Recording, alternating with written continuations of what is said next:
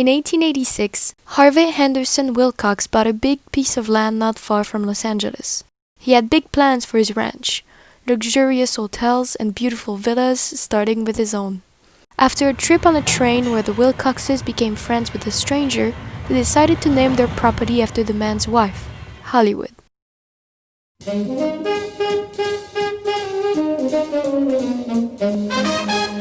Movies, in the early years, were shot on the East Coast in New York and New Jersey, and the Wilcoxes had no interest in them.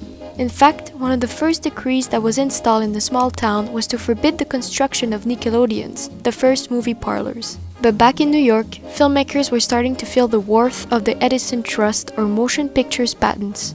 Edison, claiming to be the inventor of cinema, patented his inventions in order to collect royalties from everyone who made or showed films. Only members of his trust were allowed to use them, but at a price. Directors, tired of his monopole, decided to run away to the West Coast to shoot their films, feeling less pressure from the trust because of the distance. In 1910, D.W. Griffith was the first to shoot a movie in the small town of Hollywood. The Western picture in Old California featured beautiful backgrounds which attracted other filmmakers. The warm climate and strong light of the sun made it easier to shoot movies.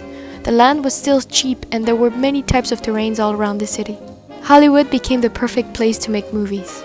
From 1912 onwards, many production companies moved to Hollywood and started building their studios. By the 1920s, most of them were already well established, so much so that most of them still live today.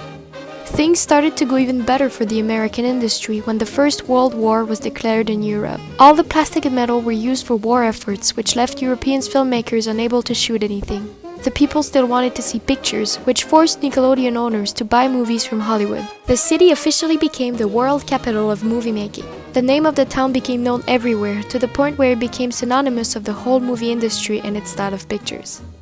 The famous Hollywood sign, however, still didn't exist. It was only in 1923, when two developers named Woodruff and Schultz were selling lots on the south side of the Hollywood Hills, that the sign was installed. They thought it would be a great publicity for their development, called Hollywoodland.